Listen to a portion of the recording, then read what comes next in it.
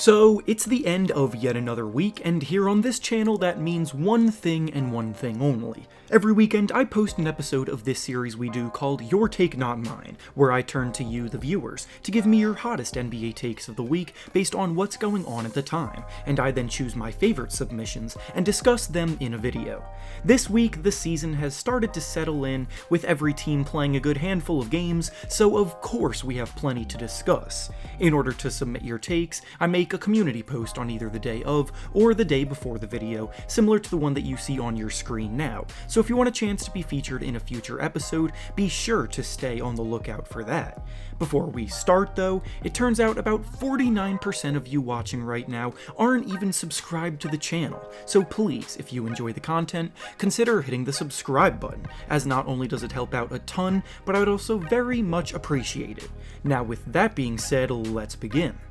The first take we'll be discussing today comes to us from Jay, and he says that Russell Westbrook is actually having a good start to the season despite the narrative that he's been struggling, especially when you consider how he's started seasons over the past few years. Well, I think to a certain degree, Russ's struggles have been overblown, but simultaneously there is legitimate reason to be concerned. Obviously, it's only the first handful of games in a very long season, but already, the fit on the team with him has been questionable, and it's pretty unlikely at this point in his career that Westbrook is going to change the way that he plays. He's making about 45% of his shots, which is honestly solid, so his overall shooting woes have been a bit overblown, but he still can't make threes at a reliable rate at all, he's turning the ball over a ton, and he has LeBron James, and those two haven't exactly clicked when they've shared the court together. Not only does it look that way just from watching the games, but the numbers back that assessment up too. When LeBron James is on your team, the goal is to build a team that brings out the best in him and the team overall through him, even at his age. When LeBron is on the court with Westbrook, the Lakers get outscored by 6 points per 100 possessions. When LeBron's on the court without Westbrook, however, the Lakers become so much better, outscoring opponents by 13.7 points per 100 possessions. Then, when Westbrook is on the court without LeBron, the team goes back to being outscored by 8.5 points per 100 possessions. Again, purely from an individual standpoint, Russ hasn't been terrible, but the main takeaway from all of this is that a player with the kind of play style that Russ has probably isn't built to thrive with a player like LeBron, and that's why so many people are under the impression that the Lakers should have traded for someone else in the offseason instead. The next take we'll be discussing today comes to us from Patrick, and he says that Pat Riley all along was right for not trading Tyler Herro for James Harden. It's become infamous at this point that the Heat backed out of a James Harden trade last year because they didn't want to include Tyler Herro in the offer for him, and of course, they got a lot of slack for it at the time. Now fast forward to the present, and Herro is off to a blistering hot start, and Harden's play early on in the season is below what most expected from him, so naturally takes like this are popping up.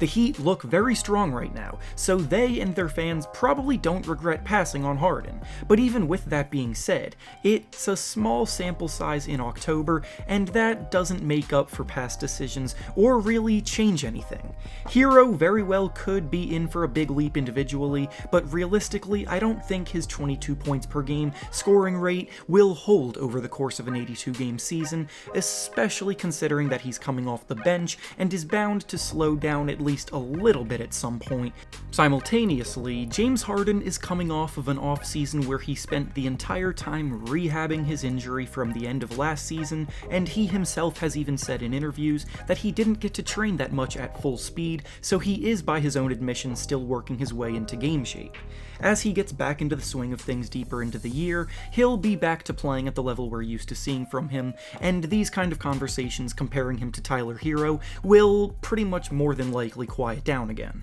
The next take that we'll be discussing today actually kind of relates to the last one, and it says that the rule changes to how refs call shooting fouls will actually benefit James Harden instead of hampering him like everyone thinks right now. So in the offseason, the league made an excellent decision to address the amount of times that players unnaturally go out of their way to draw contact and get fouls called, so now these flops of sort don't get rewarded with free throws anymore. James Harden, as we all know, has been one of the pioneers in the art of drawing contact and getting to the free throw line, and this rule change, combined with Harden's slow start to the season, has everyone running victory laps about him getting quote-unquote exposed. Harden has easily been one of, if not the best scorers in the league for years now, but the way he goes about doing so is very much the kind of thing that you either love or hate, so people like to see him struggle. The truth of it all, though, as I said in the last discussion, is that Harden's struggles are a lot further and deeper than just a rule change, because he's still working his way back into getting in shape for the season, after an offseason mostly filled with rehab work, and his shooting slump isn't really related to foul calls either. He's only shooting 37% from the field so far, and 36% from three, and a lot of his misses inside are coming on plays that we've seen him convert countless times in the past. Harden has had shooting slumps in the past, and he's always broken out of it, so there's no reason to think that this will be different now. However, obviously if this slump continues for a longer period of time, then this is a discussion that will need to be reassessed. And finally, the last take we'll be discussing today comes to us from Benny, and he says that the Grizzlies adding Steven Adams was actually one of the better offseason moves that has greatly affected the team's success early on this season. So I can admit that I wasn't the biggest fan of the trade that the Grizzlies made that got them Steven Adams in the offseason, and my original assessment of that deal was wrong.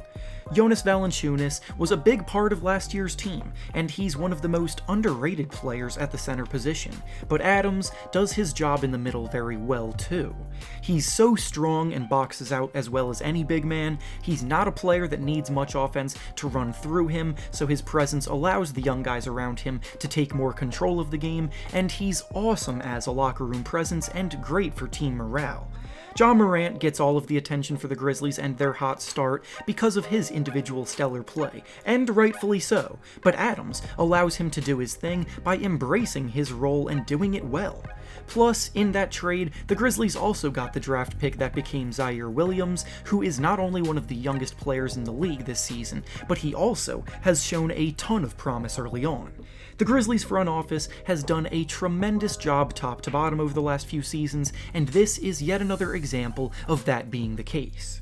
And with that being said, that's all I have for you today. Make sure to like the video, subscribe to the channel, and comment down below what you think about the takes discussed. Thanks for watching, and I'll see you all next time.